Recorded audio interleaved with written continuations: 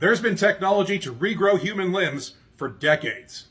Now I get it, that sounds like a hell of a claim, but let me prove it to you. Many of you have been asking for a list of frequencies that can be used with our magnetic pulsars, and I'll get to that. But this is a great opportunity to segue into some extraordinary medical research that's been suppressed.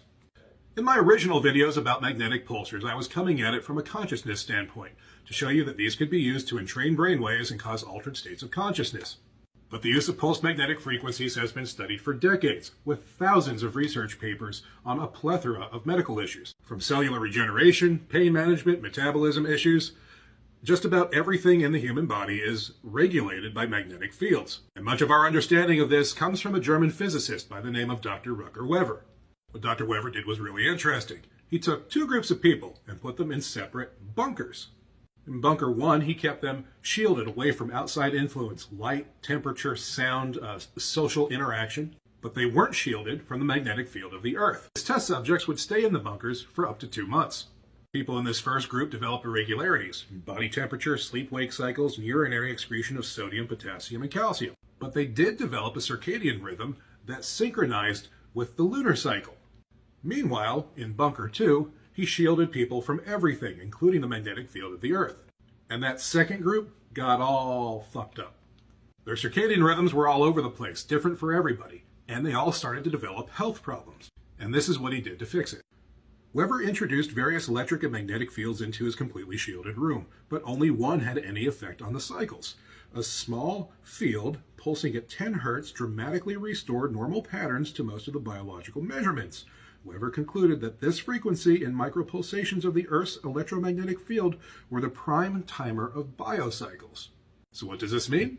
He fixed their circadian rhythms and their biological processes by pulsing a magnetic field at 10 Hertz, which just so happens to be exactly what I'm doing right now. Since Wever's time, there have been thousands of research studies done over decades into the use of magnetic frequencies for cellular regeneration, bone regeneration, pain management, diabetes, autism, ADHD, physiological disorders, neurological disorders, you name it.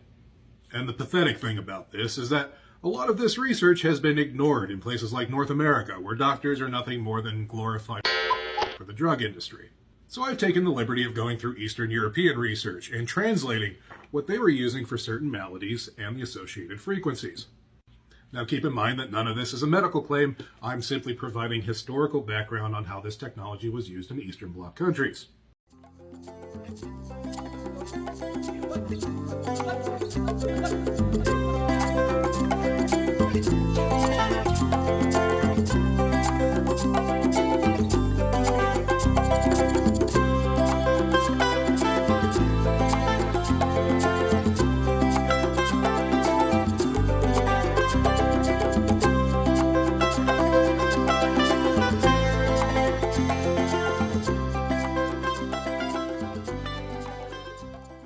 And that brings us to what I think is the most interesting use of these historically, and that is this patent by Dr. Robert O. Becker. Dr. Robert Becker was an absolute genius, an orthopedic surgeon. He wrote The Body Electric, and he was a 2-time Nobel Prize nominee. We see this as his patent, number 5,814,094.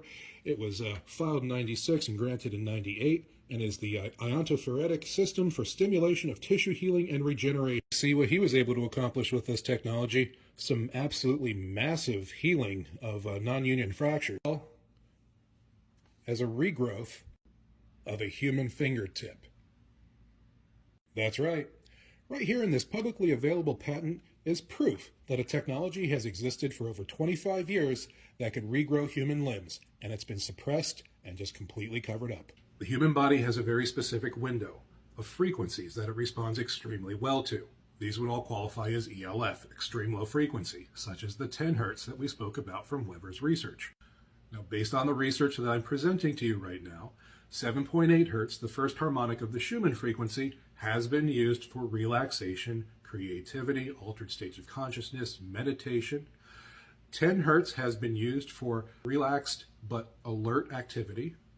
20 Hertz has been used for activity like gym activity or sports and focus there.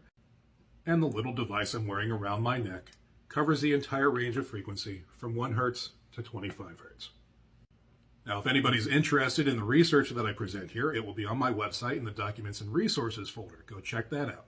And I'll be doing a second installment on the use of these devices for consciousness enhancement, which is a very interesting topic just in itself. I hope that answered everybody's questions, and if you have any more, please ask in the comments, and thanks for watching.